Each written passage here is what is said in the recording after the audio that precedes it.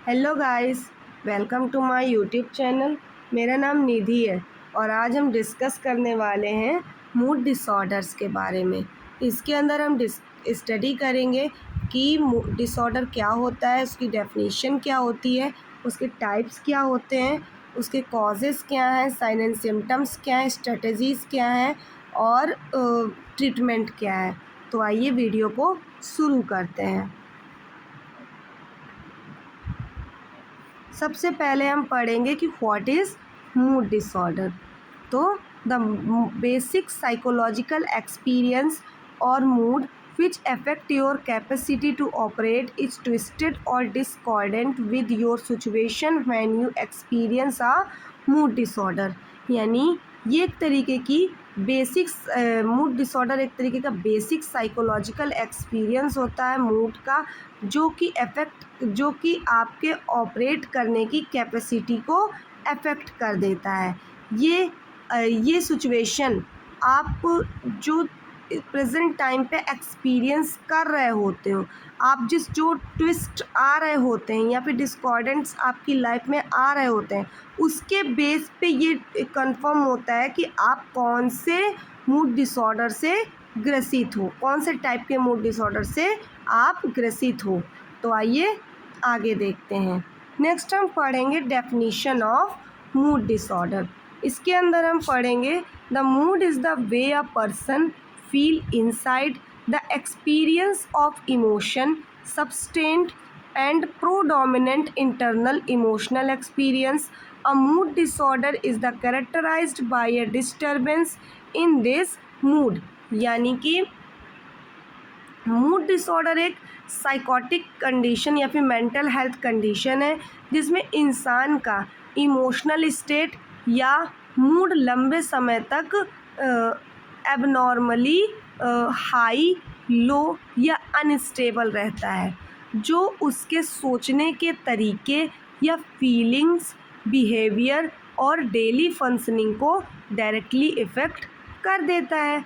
यानी कि normal mood में थोड़ा ऊपर नीचे होना कॉमन होता है, लेकिन मूड डिसऑर्डर में ये मूड चेंजेस ज़्यादा इंटेंस, फ्रिक्वेंट और प्रोलॉन्ग्ड होते हैं।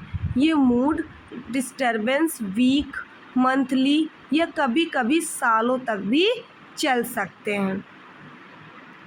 नेक्स्ट हम पढ़ेंगे टाइप्स ऑफ मूड डिसऑर्डर।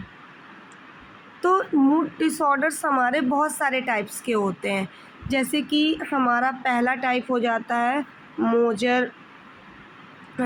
मोजर depression disorder, bipolar first disorder, bipolar second disorder, seasonal affective disorder, cyclothymic disorder, disruptive mood dysregulation disorder, persistent depressive disorder, premenstrual dysmorphic disorder. जैसे कि many types के हमने mood disorders के नाम जाने। ये कुछ हमारे मूड डिसऑर्डर्स थे। नेक्स्ट हम पढ़ेंगे कॉजेज़ ऑफ मूड डिसऑर्डर। तो हमें किन किन कॉजेज़ के कारण हमें मूड डिसऑर्डर कॉज होता है। सबसे मेन कॉज होता है हमारा जेनेटिकली, यानी हमारे पेरेंट्स में किसी को मूड डिसऑर्डर रहा हो तो वो हमारे बच्चों में भी ट्रांसफ़र हो सकता है, या फिर हमारे ब्रेन की केमिस्ट्री सही ना हो, या फिर हमें ट्रॉमा और स्ट्रेस कॉज किया हो, या मेडिकल कंडीशन, या फिर substance abuse, social factor, hormonal changes, या फिर certain life events, chronic illness, या फिर मेडिकेशंस। ये सारे कुछ कॉजेस हैं जिनकी वजह से हमें मूड डिसऑर्डर कॉज हो सकता है। नेक्स्ट हम पढ़ेंगे symptoms of mood disorders. Mood disorders के कुछ मेन सिम्टम्स हैं, जैसे कि परसिस्टेंट फीलिंग और सैडनेस, होपलेसनेस या फिर वर्थलेसनेस। यानी कि जो पेशेंट होगा वो हमेशा अपने आप को सैड फील करेगा, होपलेसनेस फील करेगा, यानी वो किसी काम का नहीं, उसके अंदर किसी प्रकार की होपनेस बची ही नहीं होगी। वर्थलेसनेस यानी खुद को मतलब कि निकम्मा या फिर कहें हम अपने आप को किसी काम का ना समझना, ये सारी चीज़ें आपके मूड डिसऑर्डर के मेन सिम्टम्स हैं। Loss of interest, pleasure in activity that were once enjoyable, यानी कि उसका किसी काम को करने में इंटरेस्ट लॉस हो जाएगा, कोई भी काम करने में उसको प्लेजर फील या इंजॉय फील नहीं होगा। Significant changes in appetite and weight, उसके एपेटाइट यानी भूख लगने के प्रोसेस में भी चेंजेस आएंगे, उसके वेट में भी चेंजेस आएंगे। Difficulty in sleeping and excessive sleep, या तो फिर उसको सोने में नींद ही नहीं आएगी, या तो फिर वो एक्सेसिव यानी ज़्यादातर सोता ही रहेगा। फटीग और लेक ऑफ एनर्जी, यानी कि अपने आप को थका हुआ फील करेगा या फिर उसके अंदर एनर्जी की कमी महसूस होगी। डिफ़िकल्टी एंड कंसंट्रेटिंग और मेकिंग डिसीज़न, यानी कि उसको कंसंट्रेशन किसी काम को करने में कंसंट्रेशन फील नहीं होगा और डिसीज़न मेकिंग में भी उसको प्रॉब्लम होगी। फीलिंग ऑफ गिल्ट और वर्थलेसनेस, यानी उसको गिल्ट की फीलिंग होगी और वर्थलेसनेस होगी, यानी कि खुद को बिन किसी भी काम का ना समझना। उसको डेथ और सुसाइडल थॉट्स भी आएंगे। अनएक्सप्लेन्ड फिजिकल सिम्टम्स, जैसे कि हेडेक की प्रॉब्लम या फिर स्टमक पेन, ये सारी चीज़ें या फिर ये सारे कैरेक्टर्स पेशेंट के अंदर आराम से देखने के लिए मिलेंगे।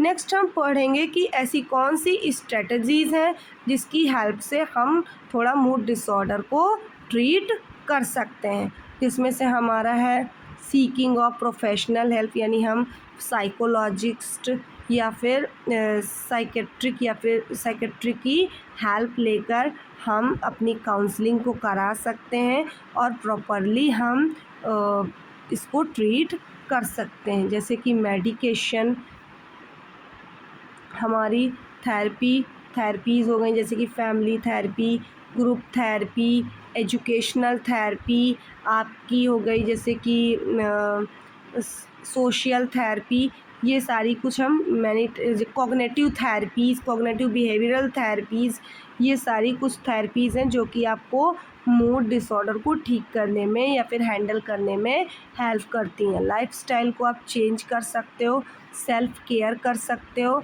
या फिर सोशल सपोर्ट आप उसे पेशेंट को प्रोवाइड करा सकते हो। Sticking to the treatment plan, आप एक प्रॉपर ट्रीटमेंट प्लान बनाकर उसको प्रॉपर ट्रीटमेंट प्लान प्रोवाइड करा सकते हो। एजुकेटिंग वन सेल्फ, यानी एजुकेशन या फिर उस पेशेंट को आप प्रॉपरली एजुकेट कर सकते हो। उसके लाइफ में जो ट्रिगर्स हैं उन ट्रिगर्स के बारे में आप उसको आइडेंटिफाई करवा सकते हो।